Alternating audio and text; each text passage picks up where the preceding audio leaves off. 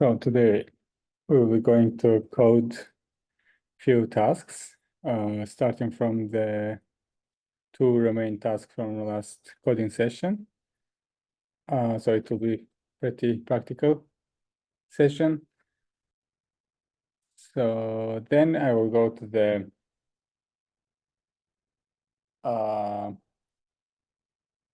hashing algorithm or string searching related algorithm to help you to solve the last problem of the coding practice 4. So you might need to get the hash of some substring very fast after doing pre-computation, of course. And for that, we will be talking about hashing first of all, then we will continue with the palindrome check, like a string called palindrome if it reads from backward, and the original is same. So we will talk about naive hashing algorithm with single base and double base to increase our acceptance. So let's start. I will share the screen. Okay, hope you can see my screen. This is the first problem that we will solve. Here we have and maybe I should do some revision so you can revise and remember the problem. We have n rectangles, each has a h and w values, so it will be given as a tuple. And we will also have a Q queries that we would like to find a rectangle, in other words, sum of all rectangles such that it lies completely inside. So it's strictly bigger and strictly smaller than this range. The good thing is about here, that all values are in pretty small range. So we can do the, let's say, this number m. In that case, we can do the algorithm in m square to do some pre-computation, such as 2D prefix sum, to find out the total sum of this hi multiplied by wi. So we just need to get the sum of these rectangles, or let's say from now on points. Just imagine the point with the x-axis of x value would be hi and y value would be wi. So just consider the 2D axis, and just we put the value like hi multiplied by wi in that point. In that case, we just need to find the total sum of the rectangle, let's say. So for given query, we'll be given rectangle. So we just need to find the total sum. So this is just pretty classical 2D prefix sum algorithm. Let's code it very fast. Okay. Hope you can hear me well and see my screen well. If not, please let me know in the chat or just interact anytime. Okay. Okay, then we have n. Oh, we have test cases.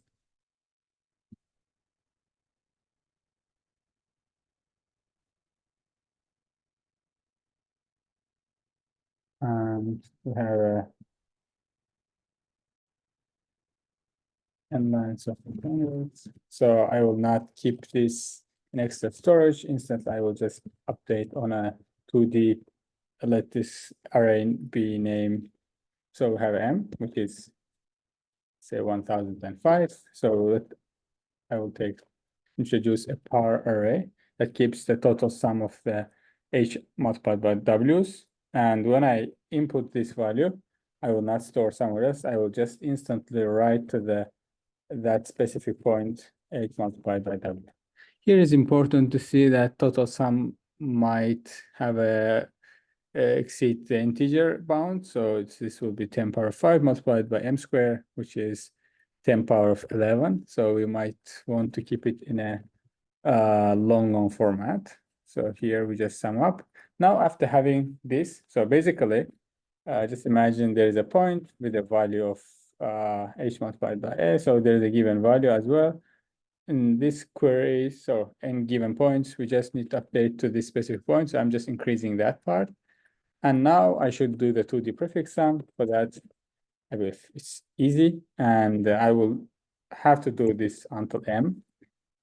Because we don't know the bound, like this is 1. 1,000. Prefix sum would just have this total sum, which is, so this power ij will keep the total sum in the starting from 0, 0 to the ij point. So this is the sum of the values in this rectangle. And to calculate this, I'm using the help of the power I minus 1. So basically, I will have the sum of this range.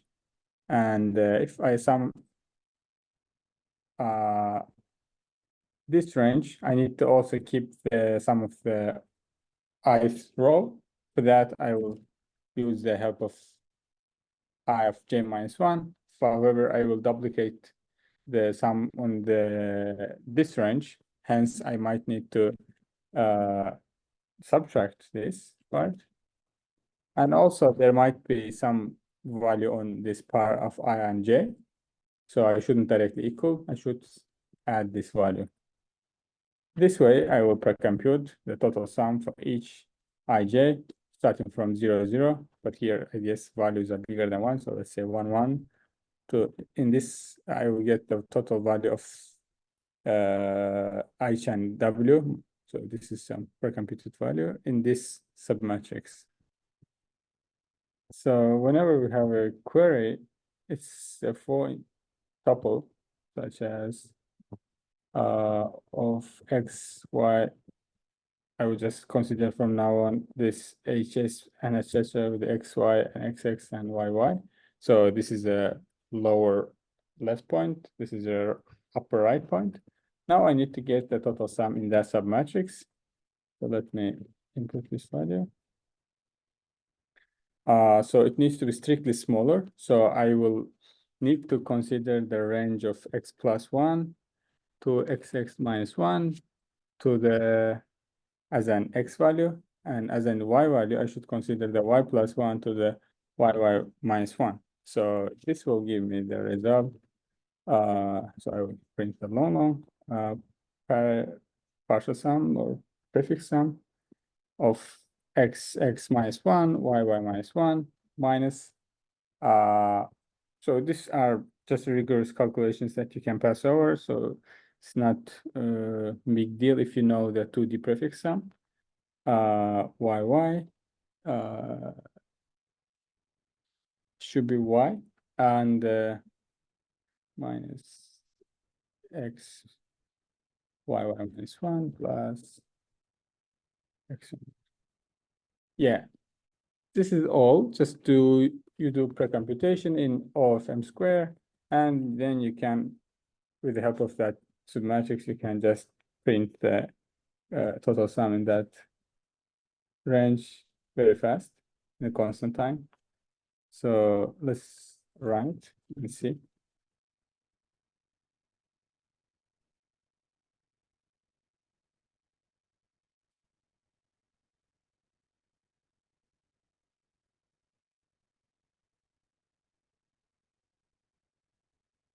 Okay.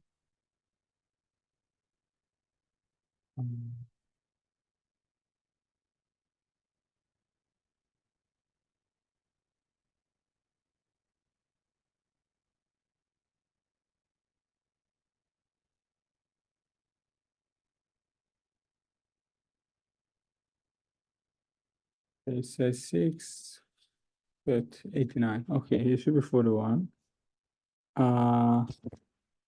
What can be mistake over here? Let's see.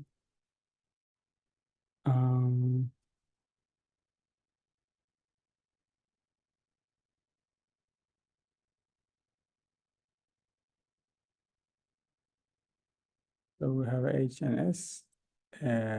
Yeah. Then they cannot fit inside each other.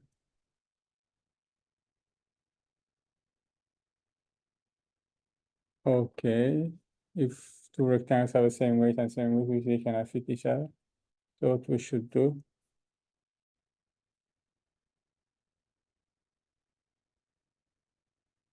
In the second query,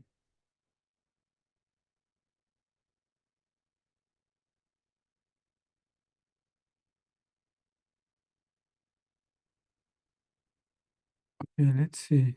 Three test cases. This is 6. Now we have a 5 rectangles, and to get 3, we should have a 4, and also 5. So if you sum up 25 plus 16, which would be 41. Ours giving too much because we haven't cleared the array itself. So we should do the clearing and after each test cases. Okay, got it. So it's 641, 54, 4. Okay, got it. Let's submit.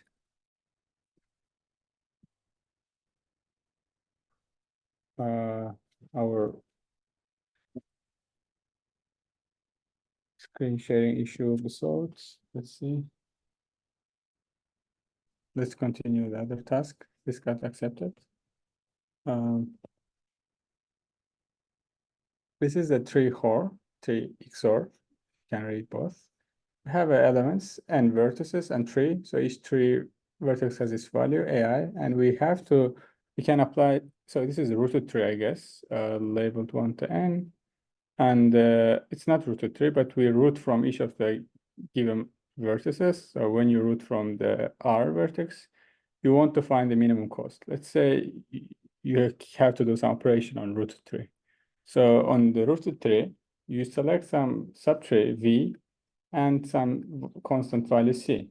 Then for all vertices of like all descendants of this vertex V, you just replace the value with its XOR value.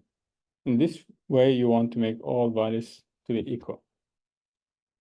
So for each rerouting, we should find the minimum cost. To approach this problem at the beginning, if you don't have any idea, you should definitely solve for the arbitrary root, then try to optimize your algorithm.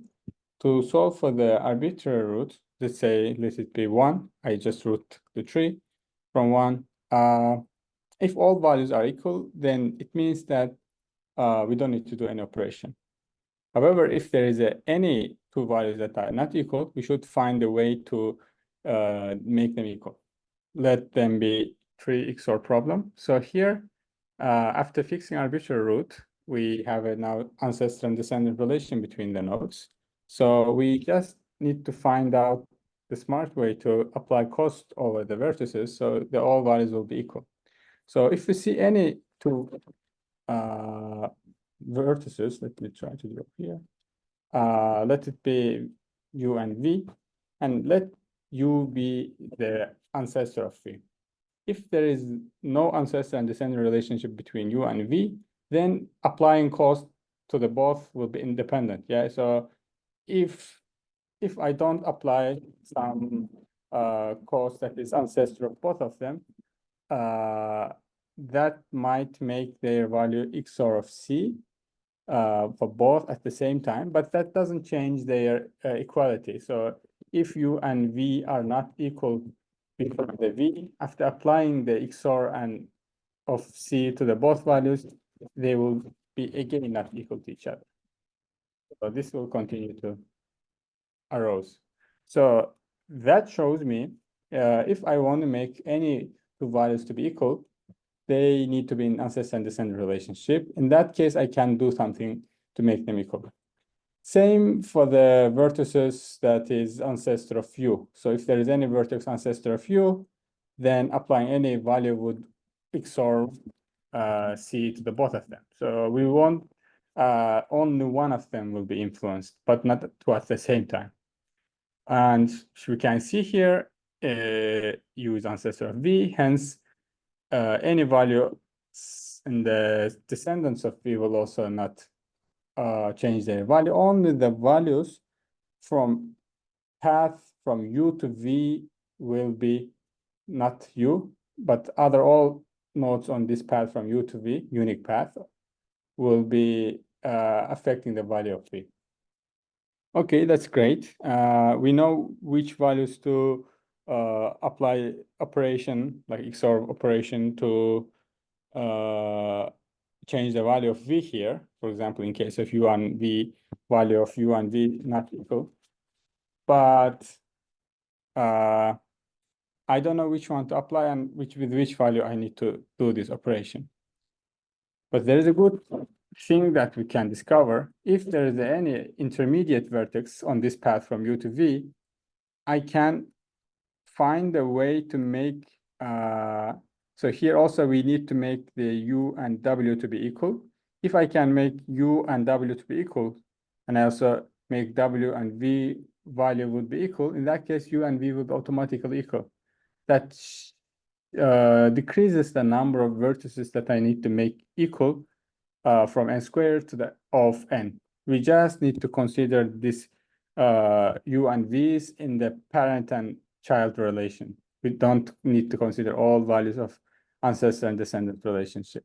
So we are searching for the vertices that are not equal, and for par means the parent of v. So we are searching for the vertices that are in this form to make them equal. To make them equal, I just need to apply the cost of their difference in the XOR. So what does it mean? So I just need to apply following cost to all descendants of V. Why? Because this, we know from the XOR rule that if a, so we here apply some XOR value to this V, AV, yeah? So here we want to define the C, and we know from the XOR rule that if A and B not equal to each other, so something I apply to the B. So I want to apply something here, B to make it equal to A. So here C would be just A XOR B. Why? Because just this, we just put it here. Here B and B cancels each other, and A will be equal to A. So here C actually would be their difference value in XOR. That's great, and we know that this is doesn't affect all nodes inside parent, and this will not affect the pair of vertices that is in the parent and child relationship inside the descendants of V, because we apply this C for all nodes of descendants at the same time. So in the descendants, let's say there is some node W that has somehow made equal to each other, but here, let's say I apply some arbitrary C XOR value over here. This will not change the equality. So this C will only change and make the AV to be equal to A of parent of V. And we can find these V's in arbitrary order. We don't need to follow some fixed ordering. And here we need to sum up, I guess, the subtree size multiplied by C. So if we can determine the C's, we can pre-compute the subtree sizes to find out the total cost when you root from the vertex 1. So let's do that first, then we can optimize for the general case and find answer for the all. So we have here test cases about the cost of having same value. So, okay. So when I route my tree from arbitrary fixed routes, now to make the parent and vertices that is in parent and child relation to make equal, I just need to apply the cost of A, V, XOR of A parent of V. Yeah. So this will be multiplied by the subtree size of the V. So subtree size means number of children, descendants inside this node. So we can compute the SV and compute this and compute the answer for all vertices and just find the answer for this fixed R in O of N. However, we have to do this for all nodes, all roots, so all possible roots, since it might lead to O of n square. That's what we don't want. And as we discussed, let's code that part first, and then we will go to the optimization. So we have a test cases and we have an end values.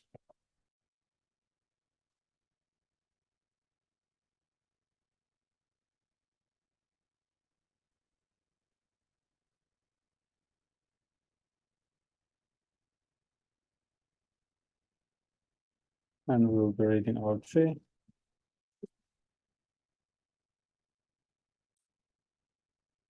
And also don't forget to clear your all necessary data storages. So for example, I need to clear this after I use it. For example, I will take it in adjacency list.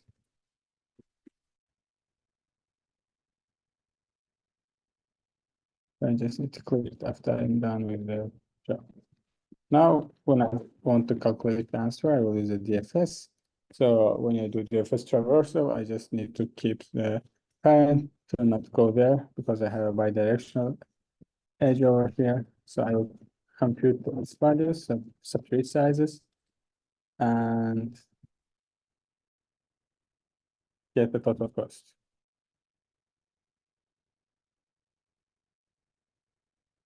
Yeah, so then will be some of the child subtree values. Okay, great. Now if I calculate the answer for the all vertices, like we start from the, even for node root, it will be, so for all nodes other than root will be here one. I just need to sum. So let's say I have array, answer array, so it would be sum of AV XOR A of parent of V multiplied by subtree size of V. Yeah, so here a value can go to the 2 power of 20. This will be 10 power of 6, I guess. Here it will be 10 power of 5. So multiplication might lead to long ones. I need to be careful on having this. So let's say I have a answer array, and that stands for the long.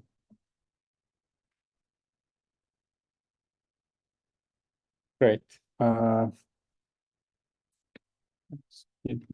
Array. Here, I need to keep a parent. So parent would be set according to my root. When I start my root from 1, I will have to find the correct parent with this formulation, like parent of my 2 is equal to node.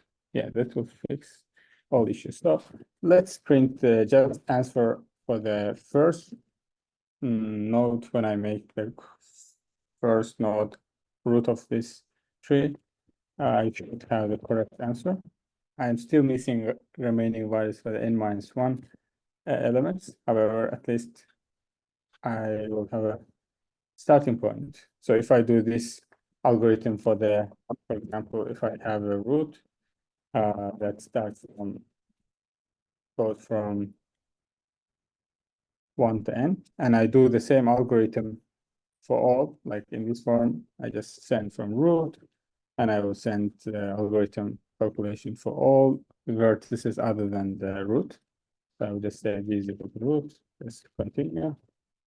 So this way, I will have the answer for the all nodes as expected. But this is n squared. I need to introduce optimization. So let's see whether this is correct. At the beginning, see we're on the right track. If we are on the right track, we can continue with optimization. Up. Compiling 17. Okay. Yeah, 8, 6, 12, 10. However, second one is 8. This is because of I haven't cleared my answer array. So I just got it. Now it should give the correct answer. Yeah, great. So this is all n square. However, as I said, I need to optimize this. So optimize this. I'm first calculating the answer with the first root. Then I will do something. So selecting this instead of 2, I just calculated this. Now let me share my screen and try to see the optimization.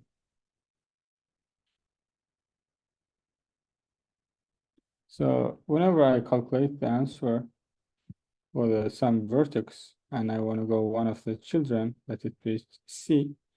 Now I can see that this has own subtree and this has a, let's be blue subtree. And the remaining part tagged as red, yeah. So we can see here, actually, so what was the total sum that we are summing? XOR of A of parent of V multiplied by SV. Actually, this value will not change at all for the all vertices inside this blue region. And it's the same for the all subtrees of nodes in that direction. So whenever you route now tree from this C value, this will have a C, your children will be V, so your red part will actually remain like this, and your blue part will remain like this. So here that all red part will not change at all. So only this, let it called FV. The only part where F value would change is only for the V and C. Other than this, nothing changed at all. So what does it mean? That says that if I compute the answer for the V, then answer for C would be answer for V plus some delta of changing V to C. I need to calculate this delta of V to C properly. So that's actually equal to the new values of V and C minus like F prime of V and F prime of C minus F V minus F of C. So what is the old value of V? Old value of V is 0. So this part is 0. Because we know that it doesn't have a parent, so we don't sum up. So FC is equal to what? AC XOR AV multiplied by C. Yeah, so we know the value. So what's the new value of FV? New value of FV will be AV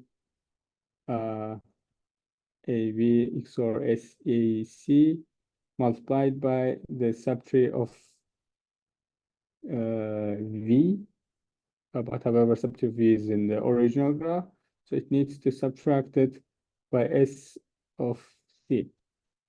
And this, for example, when I go to the other child, let's say I go to the one of the child of C1 here, in that case,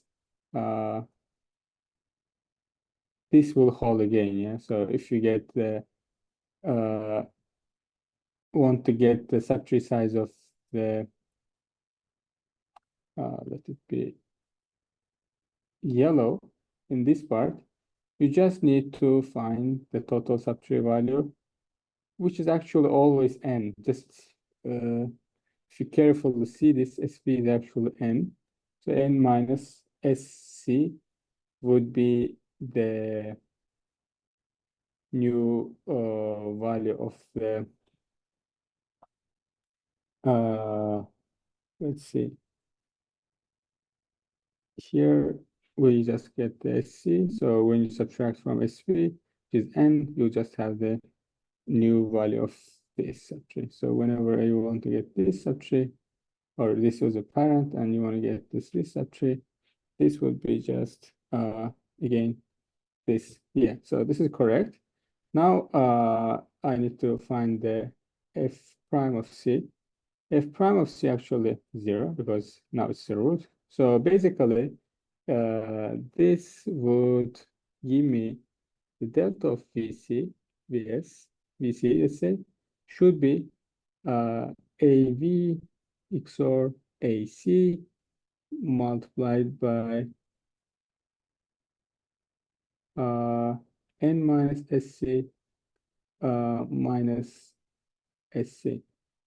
Why? Because if I just multiply and distribute this, because I have the same values over here, then this is equal to AV XOR AC. If we just minus minus, this will be N minus 2 SC. Yeah, that's all. So if you just put back, answer of the C would be answer of V plus AV of XOR AC multiplied by N minus 2 CSC. CSC. Yeah, that turned out to be very simple. So basically, after calculating answer for the first one, I will just run the DFS one more. So starting from the route, I'll just copy this. This one, DFS one. Yeah, the answer of so 2 is my child here, so I can just say C if you want, is equal to answer of current node, which is node plus A of node XOR A of C multiplied by N minus, which is actually S of the 1 minus 2 multiplied by F of C. Here, I just need to be careful about the long conversion, and also I just take extra bracket to make sure. Okay, actually, you don't need because there's no application. So here answer would be updated properly, hopefully. Let's see.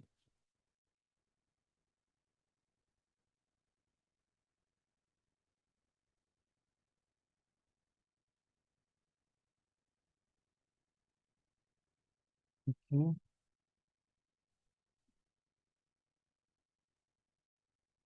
Yeah, let's submit.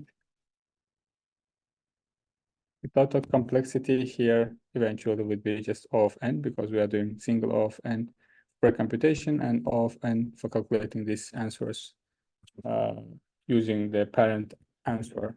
So yeah, doing just constant operation. You just need to be careful with the long conversions. Other than this is not hard task. So we just finished it according to practice 3 now. Yeah, we had a few delays. So let's back to the hashing algorithm. That will be helpful for you to cover the last problem over here, non-palindromic substring. I will give you also a few hints about this problem. So before, let's talk about the hashing. I believe if you have watched the tutorial or attended the Professor Rabin curve algorithm lecture, you should have been familiar. Oh, again, dark screen. The hashing can be done actually with the std library of the C++. By the C++ 17, you could do the hashing using the built-in data structure called hasher. Sorry, hash. I guess you can give any data type over here and just give same as you define the vector or etc. or map. So let's say hasher. So you can just ask this data structure to hash your arbitrary data type. So you can give strings and etc. However, this returns unsigned long. So it's an integer value from 0 to 2 power 64 minus 1. So 64 digit integer. The thing is that we are trying to do something very not realistic. Yeah. So just imagine that we are trying to hash the really simple or smallest strings of alphabet 26 characters, which is English alphabet. So imagine that you want to somehow hash all strings of length n. So your entire circuit would have 26 power of n. And as the n gets bigger and bigger, this number reaches to very big numbers. And our goal is to somehow map this entire string to the very, very small set of 2 power 64 in case of this built-in function. That's not true, because as you might also familiar from the Rabin Karp lecture, that is, if, let's say, f is the hashing function over here, let's say it's of hash of s and s prime are equal, doesn't mean that this s and s prime will be equal. This is correct for the converse. Like if they are not equal, they are not equal at all. But if they are equal, it doesn't mean they are equal, because there might be collision over the hashes. So you have to do this hashing very peculiarly and to decrease the probability of collision. And as in the lecture also mentioned it, we'll be following the simple approach over here. There can be various approaches for here, but we can say this is satisfactory, especially if you do double hash and have the, let's say, hash of, if you have two functions, hash and hash one. In that case, if you hash the same string with the two different hashing functions and just keep them as a tuple or pair in C++, then that will be much stronger to decrease the collision. This is a very good approach. In practice, I can say this is more than enough. And here we will show number theory approach. So basically, you just try to represent this S in the polynomial. What I mean by polynomial? Let's first fix some base number that is the constant and defines the behavior of our hash function. Let it be p here, and later I just define the hash function of the string as hash string 0th character multiplied by p. So if you have a string of length n, n minus 1, so basically plus we have a polynomial of the powers of p over here, n minus 2 plus dot s n minus 1 0. So basically here p is constant and si would be just the numeric value of the English alphabet characters, that is in 0 and 25. So here we fix the p to be prime number to decrease the number of collision. There is some proof for that, but we'll not go in detail. So, and also we want this p to be bigger than all possible values of size, and let's fix it as a 29. That's good base. And when we fix this constant, we can see this hash value would give me some arbitrary number. And this number can be arbitrarily large. So we might somehow project this big value into the very small space. So we can keep it as some integer primitive, or if you want to keep it in long 64 bit number, then we can use unsigned long data type. So let's say here we want to keep it in integer. So I would have to take this in a modulo of some number m. But this m And P, we would like to be the coprime, as I said, to have a less collision. So we just fix it to be, let's say, 10 power of 9 plus 7. This is prime number, so you can believe it. Or we could just take it in a unsigned long integer that will automatically fix this M to be 2 power of 64. So you would always have an integer in this modulo. In this way, we just hash the entire string to be in a,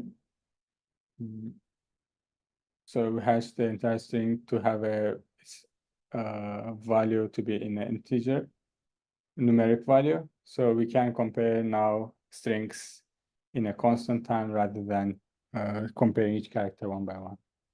And if you want to hash in double base or have this form, we just have a different prime numbers here. So you can have, say, 31 or etc. You just first, in practice, you just try with a single base. If it doesn't pass, you just hash with double base. Yeah, that's good. The thing is that we have to pre-compute these values. Yeah. Now our goal is not to hash the single string and check, because we can do this in O of n operation, because even building this will take O of n. The thing or task here would be, we are given Q queries in form of L and R, that is between 1 and n here, let it be. Okay, if we want to work on the 0 based, let's work on the 1 based. So it's much better. S2, S1. In that case, we would like to get the hash of some arbitrary substring in constant time. So here we have a Q queries and we have a string at the beginning given of length n. So we would like to achieve of time complexity of Q plus n. So to achieve this, we can pre-compute this H value, and we will keep it in array HI. So basically HI keeps the hash of the prefix of string S. Okay, if we have somehow pre-compute this, now we can see that S hash of the some arbitrary substring would be equal to H of R, which is all values from SR multiplied by P0 plus SR minus 1 multiplied by P. And it follows until S1, yeah, S1 of something PR minus 1, I guess. So that will keep this, so HR. Now I need to subtract the part same as prefix sum, the part that is not related to me. So I cannot do like this because HL here, so actually HL minus 1. Here, the part where I just want to remove would be in form of SL minus 1 multiplied by H of R minus L, I guess, or plus 1, something like this. And it's going like this, you know. However, when I say just HL minus 1, this will just be less this constant factor. So here, HL minus 1 needs to be subtracted in this form. Hence, I just need to multiply HL minus 1 with the following constant. You can just write this arbitrary long polynomial and just see why I need to do this. And this can be actually calculated in all constant time because this part can be pre-computed as well. Yeah, and this way you can get the hash of arbitrary substring in a constant time. And just remember that you should do this all in modulo M. So let's implement this. Now, why this is helpful for checking the palindrome. as I said at the beginning of session, we would like to find the arbitrary substring, whether arbitrary substring is palindrome or not. To check this, what we can do, if we're given string S and we are interested whether, let's say, this substring is palindrome. Palindrome means that string reads same as backward. So let's say madame. In that case, I will also keep the reverse of this S. So entire S will be reversed. So this range of L and R actually turns to be N minus R plus 1 to N minus L plus 1. So this range will equivalent to this range. So basically here I will get the reversed form of S in this range. So if here also, so if I have a not palindrome, let's say I have a apple over here, then here I would just have a ELPPA. So I need to check whether the hash of this substring is equal to the hash of this substring. If it is so, I would just say this substring is palindrome. And to get the arbitrary substrings hash can be done in constant time. So I can check the arbitrary substring is palindrome or not in a constant time. Of course, after doing linear time precomputation. For precomputation, I just need to calculate this. That's all. And magic comes here.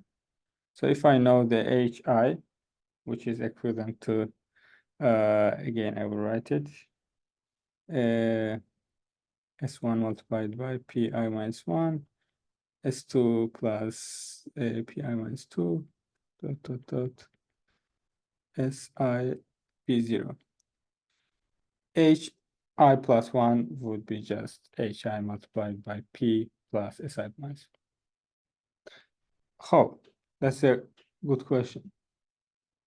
We can just write it. So here I would just have this entire structure. We copy this.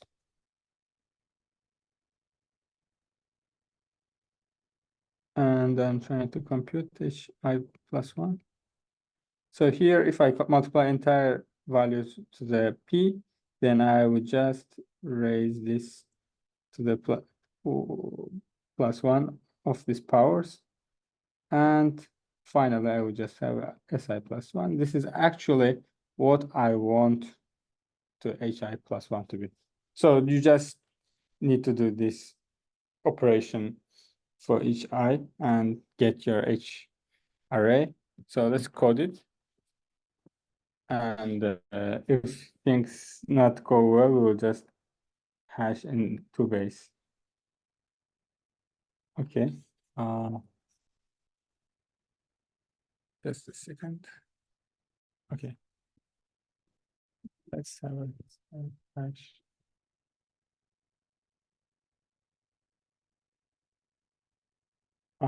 Need to do some initialization. Hash. I should get some power.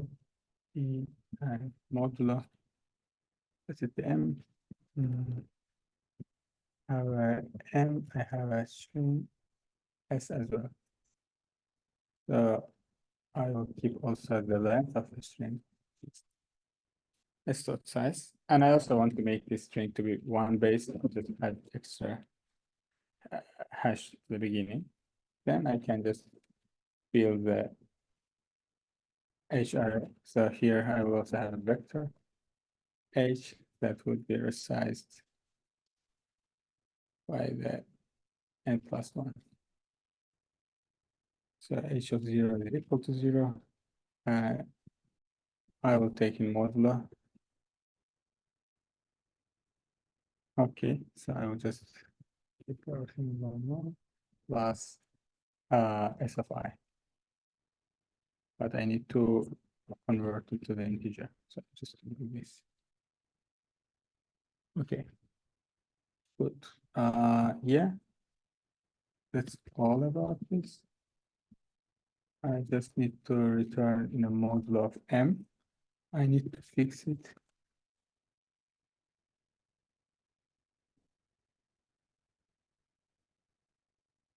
Great. Do I need to do this?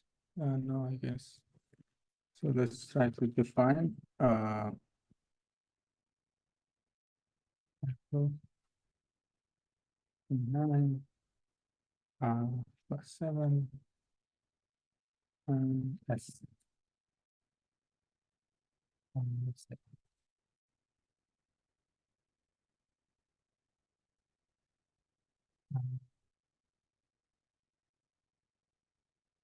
Yeah.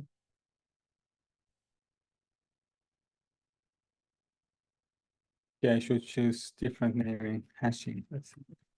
Because there is a built-in function with name hash. Okay.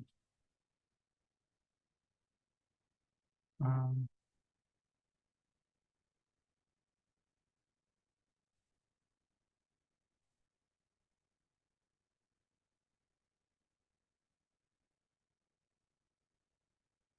good. Can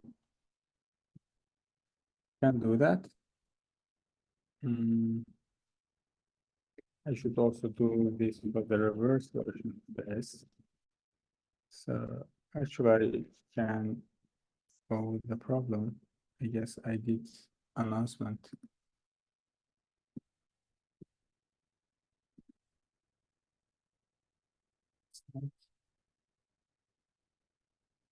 So this problem asks to find the biggest palindrome substring of this string, given string. So I will read the string and I will just reverse, get the hash r, which is the reversed hashing function. Then I again reverse back to get original.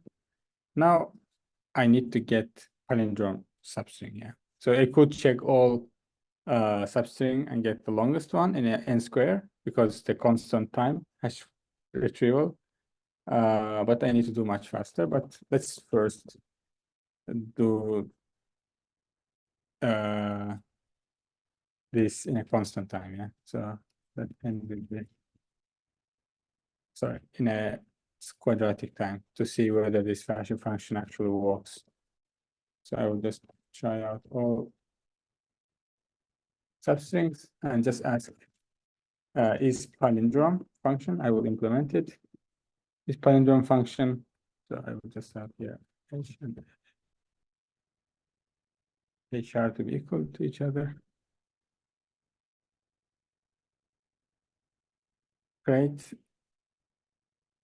And is palin will return a Boolean function. Okay. I need to give range actually. ln r. So I will just go and I also need n here.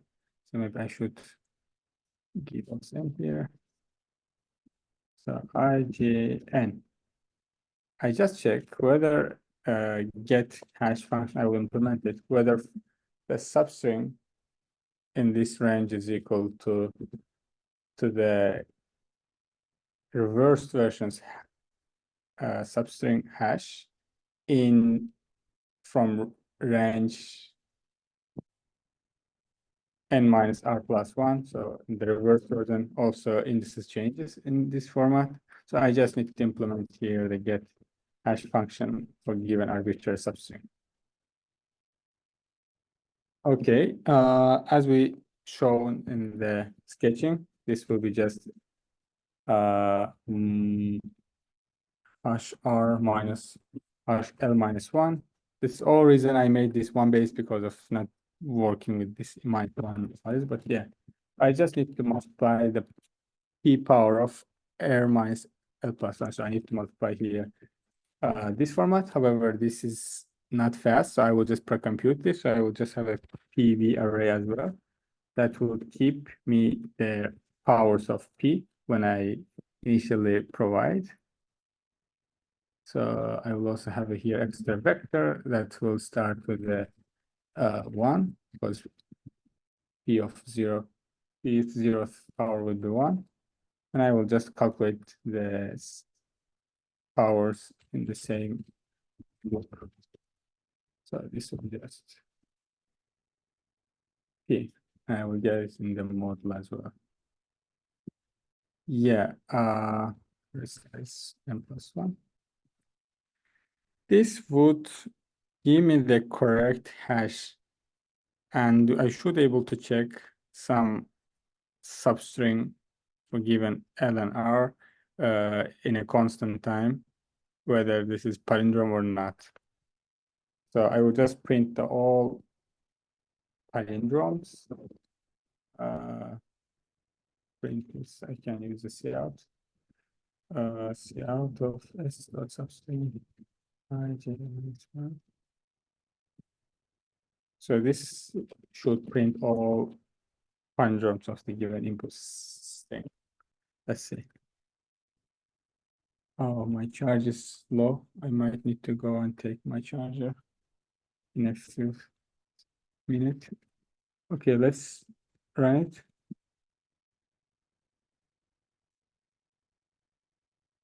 There's the error. Oh, okay. Also provide empty constructor.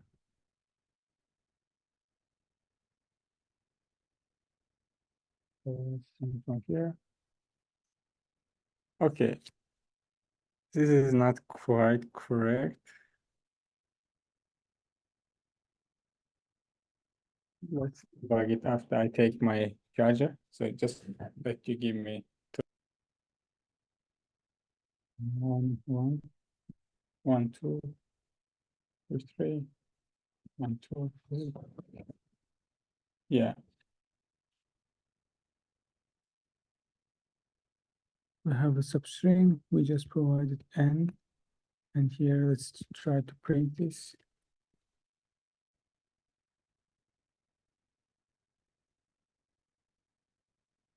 Says 2, 2, 3, 3, 3, 5, 3, 5. Oh, okay. This should be one based as well. I need to fix this. Okay. Okay, this prints all the square. But this is n square, as we said, and we want to fix it. For fixing this, I will follow this idea. Instead of trying all possible ranges, I will just try all possible midpoints. So we know that the palindrome string has a midpoint. So it's, so let's talk about the odd length palindromes. For simplicity, we need to also cover the even length palindromes. In the odd length palindromes, it has a middle point. Then this follows this regulation. At the beginning, let's say Madame, the middle point doesn't need to be matched by any strings, but by going to the left and right from this midpoint, this needs to be matched to each other. So here, m-1 and m+1 needs to match each other. And as this goes, it needs to be m-2 matched to m-3 at +2. This goes until the maximal size, maximal x that it needs to still continue to be hold. So we could find this by just trying all midpoints, and let's say I will just fix my midpoint,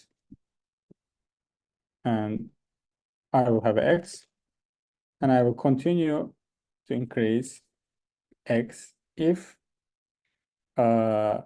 midpoint minus x, midpoint plus x is palindrome. So here, I will find the maximal x that will continue to be. So here, if s minus 3 is not equal to s minus m+3, then it means it's the end of the search of matching characters, because after this, it doesn't matter whether it matches for the rest. It will not be palindrome at all. For being palindrome, all this needs to be matched, you know. So here, this algorithm might lead again in square, However, good thing is that we can find this X with a binary search. So we should find the minimal X that doesn't match. If it matches for all, or maximum X that it all matches from Smi minus X. So this should be hold for all I smaller than X. So we're trying to find the maximal X over here. So to do that, we can do binary search. In this way, we can reach the point n log n computation. However, we know that there is also a completely different algorithm that can do this maximal palindrome. Finding the maximum palindrome can be done in a linear time. So there's a much faster algorithm. However, here we are using the hashing idea. So n log n should be fine for this problem. So minimum X starts from 0 and maximal value for the X would be n, let's say. However, for the midpoints on the leftmost and rightmost points, this is just 1, but we don't care. Let's set it to n. And I will do my binary search. So here X would be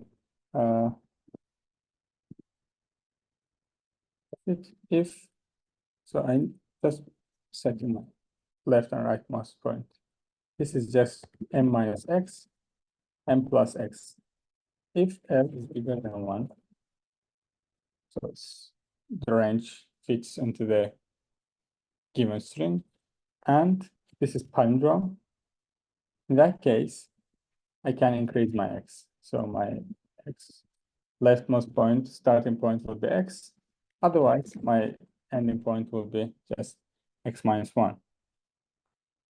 Here I need to plus 1 to avoid endless while. This form, okay, I need to also provide. I can find the maximal sized palindrome when I fix the midpoint to the M with the maximal size odd length palindrome. That's important because we have to also do case analysis for the even case. Just keep in mind these palindrome related questions, you have to consider or evaluate them separately. So here we just assume that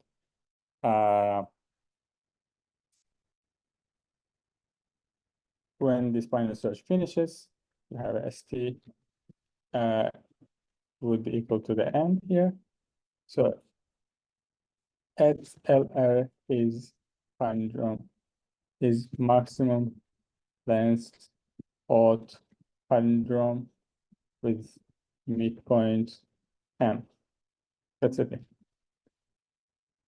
So we just need to find the maximum among all L, the maximum length one. And so R minus L plus 1 would be give length of this palindrome. So length would be plus 1. So I'm just checking whether this length is bigger than the maximum answer. If so, I will just keep the starting position. So if I know the starting position, start close with the L, I can just print that in the end with the subset operation. So I will start from starting position of the length of answer. I need to print it in a C format.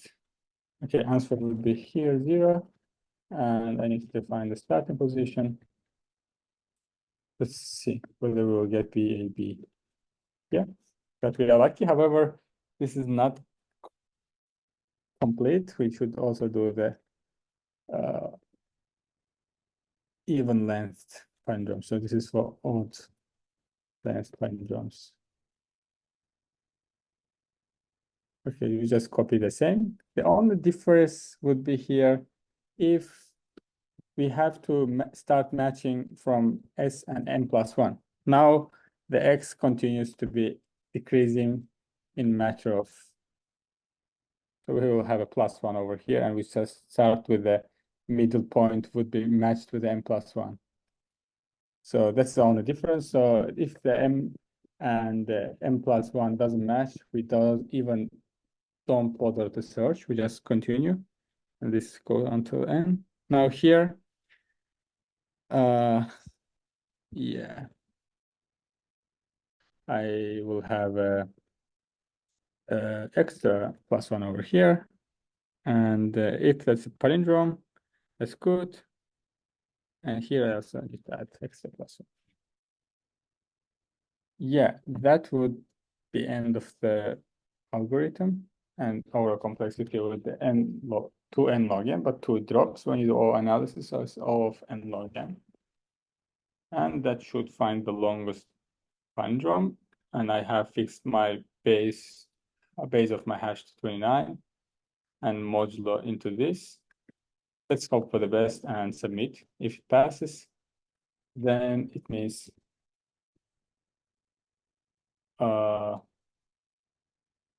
we don't need to do double base, double hashing. Okay, we have our answer.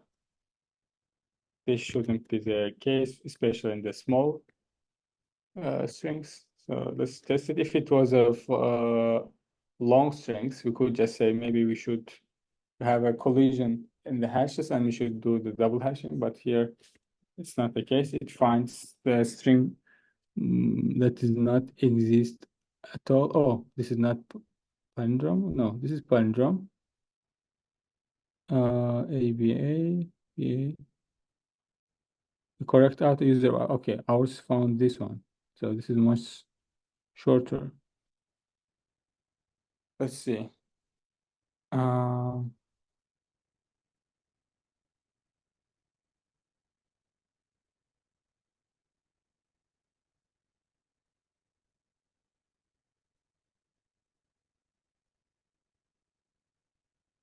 so it should have a odd length. Mhm.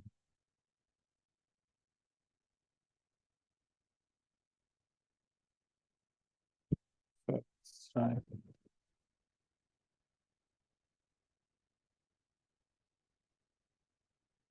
Mhm. Okay.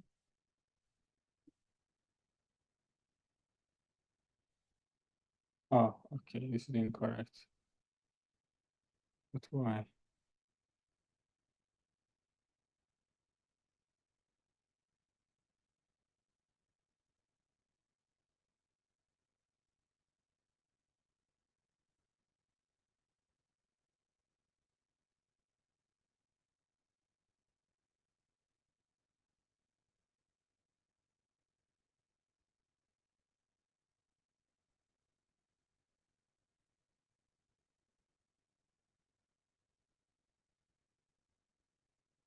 Oh, when this is the middle point, it should be much bigger than this, yeah.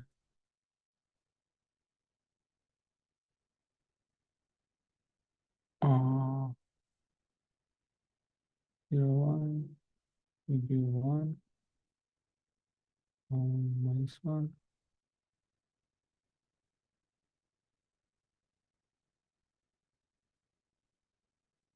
This is the first.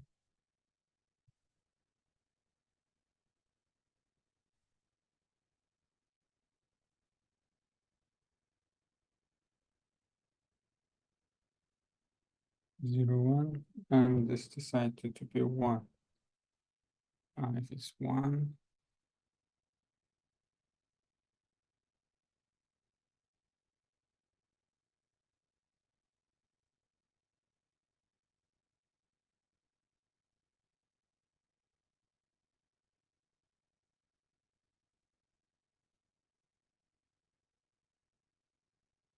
0, 1, 1, 3. But says 1, 3 is not palindrome. Oh, that's possible.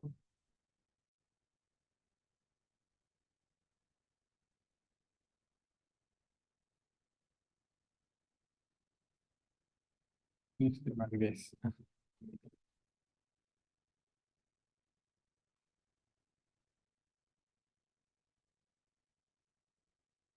Oh,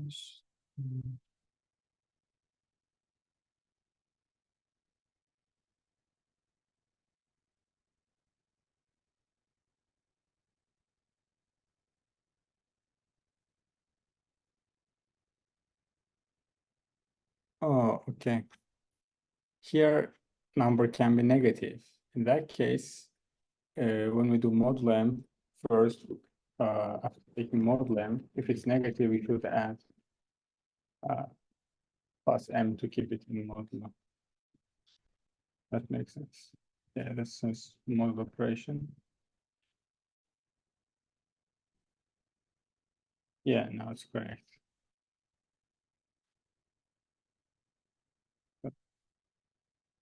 Let's submit.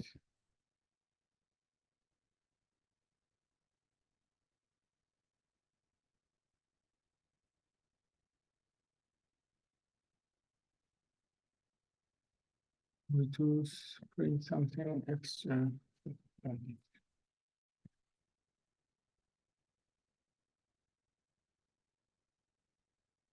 Ah.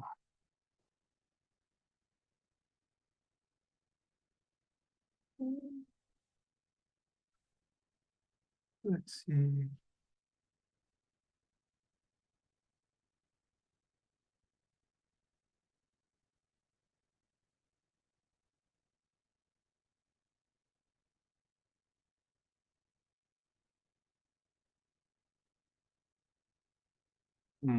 That's weird.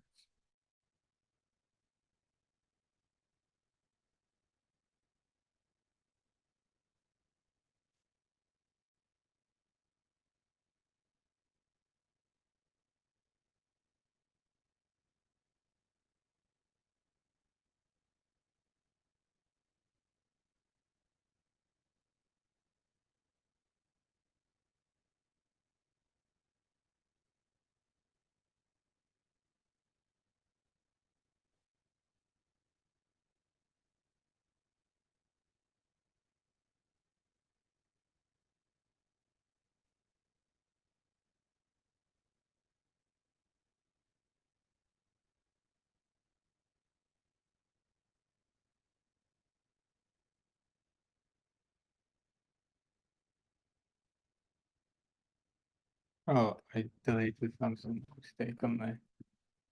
After editing, I was just adding extra character over here.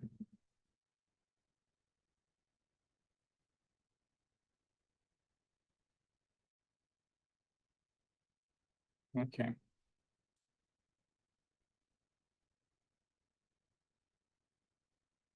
Let's submit. Yeah, our next problem would be to get this task in a dynamic way. So it's accepted and we are like, we don't need to hash in database. Or we shouldn't maybe go into this task. Instead, we can go to this is more about mixing up the segment tree and the hashing at the same time. So when you change the character, you just go to that node of the segment tree and update. Later, when you back from that updated node on the way from bottom-up approach, you merge the nodes, left and right child. And when you merge two children, you just need to do some mathematical operation. And in this way, you can get the hash of each nodes representing range in a constant time. And as we know, in the segment tree, we can get the hash of each specific nodes and merge them in a single place to get the hash of any substring log n and update with both in log n. But this task was just bonus task. This wasn't something that we need to solve the coding practice last problem. We had technical difficulties at the beginning, so let's wrap it up after having some ideas for this non-palindromic substring problem. The problem says, I believe a lot of you read this.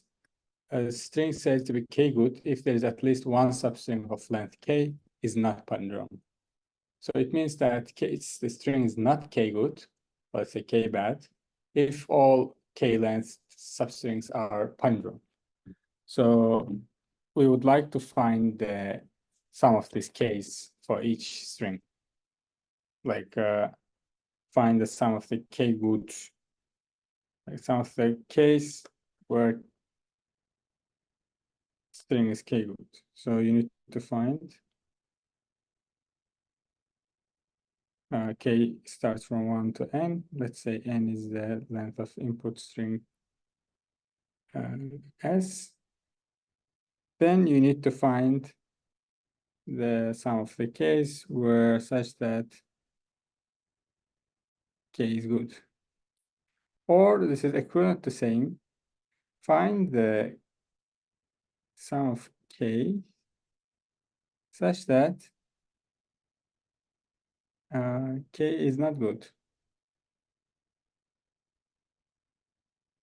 Not good. So we approach problem in different perspectives, and we just need to subtract this from the all possible values of k. Yeah, I believe this is much easier to approach. To find the k is not good. K is not good means all substrings are palindrome. When all substrings are palindrome, here again we will analyze the k in two different subtasks where k is even and k is odd. They need to be handled separately. So let's first handle the k is even. And also just first exclude the k of equal to n and k equal to 1 for the simplicity, because these two cases require the special analysis. For example, k is equal to 1 is always not good because all one length characters are palindrome. So we don't need to count it at all. The thing starts how to analyze k equal to n. But let's assume here we're analyzing the k not equal to 1 or n. So it's in this range. For this, when k is even, let's say k is equal to 2, this says that for given input length, all, like let's say we have tokens, like characters. Let's start from the k is equal to 2. When k is equal to 2, it says that this needs to be equal to this one, and this needs to be equal to this one, this needs to be equal to this one, this needs to be equal to this one, this, and etc. Let's say when k is equal to 4, what happens? This needs to be equal to this one, this needs to be this one. When I move the slide down, this will be equal to this one, this will be equal to this one. When I move slightly down. So as you can see that these connecting red connections will be edges, let's say, in our imaginary graph, and the characters will be vertices. In that case, if all nodes in the same component, that means all nodes in the same components needs to be same value. Because if there is a relation between two vertices, that means they need to be equal. For k even case, we can see that for any even k value, this graph will has a single component. So here k is not good, or what we want to find, consider it to be true whenever all characters are equal. So if for any I, si and si plus 1 are equal, then this is the k good regardless of value of k. K just needs to be even, that's all. For any k that is in this range, this will hold for all k even values. If that's the case, then all even values needs to be added. What about odd one? Odd will also has the same related structure, but it's a little bit different. So here, for let's say starting from k3, we would have a following structure. that shows that each of alternating, like I and I plus 2 should match over here. So if for any I, Si is equal to,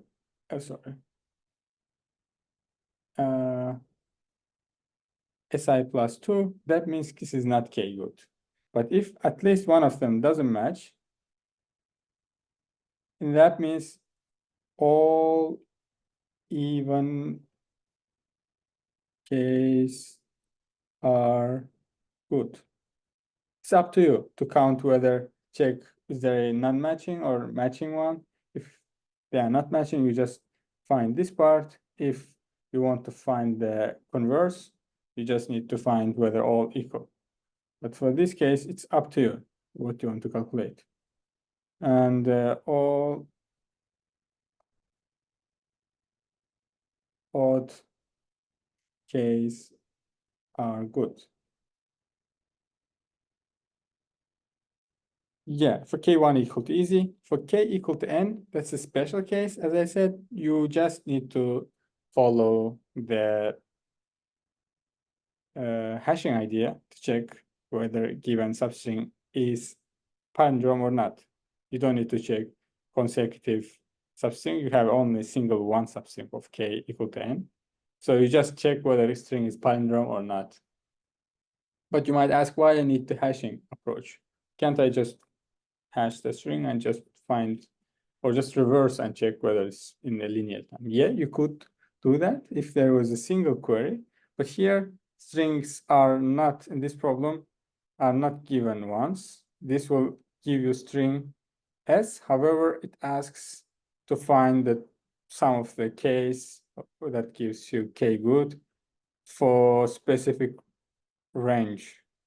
So it gives you queries of L and R such that L bigger than L. So you ask it to solve same problem for specific substring. So here, if you would like to do the linear operation for each substring, you would just have a brute force algorithm that will give you Q of N. That's not good. We want to make it faster. And I believe now you can somehow make this optimization to check, for example, if you want to find, is there any I that is not equal, satisfies this condition, you just need to check, is there any I that is in this range smaller than R such that it's not equal to, And I believe the second case also the same. You can do something related to that. And just you need to find the sum of the even values, sum of the odd values in some prefix. And this is also pre-computed, or you can do with the math to find the concise formula. To do this, I mean, there are a lot of various approaches. For example, the simple thing that comes to my mind to do prefix sum, that P would be some Boolean or 1 or 0. If they are not equal, it's 1. If they are equal, this is 0. So Pi would be this.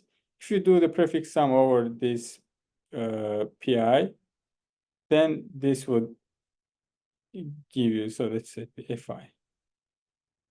Now, if I do the prefix sum over here, so until, so J starts from I to A. In that case, if I want this clause to be true, I can just check the value of P R minus 1 minus P L minus 1, whether this is bigger than 0. If it's so, then this means there is a I that doesn't match with this adjacent vertex. And yeah, this is just easy to build. Just you can pre-compute in linear time. This is the relation. And this is also constant time, so you can just check these two conditions for arbitrary range in a constant time and just find the sum of the even values, sum of the odd values separately. And finally, this is the time comes for K is equal to N condition. You have to check whether this substring is palindrome. And for that, you can do pre-computation over S at the beginning and just check whether range is palindrome in constant time using hashing approach. Or also, if you don't want to do hashing, you might want to study new algorithm called manager algorithm that computes the longest substring, longest palindrome substring in a linear time. And other than this, the algorithm should take Q plus N. And that's more than enough. Yeah, let's wrap it up. Thank you for remaining until end. And I will be sharing this recording with you so you can watch one more time.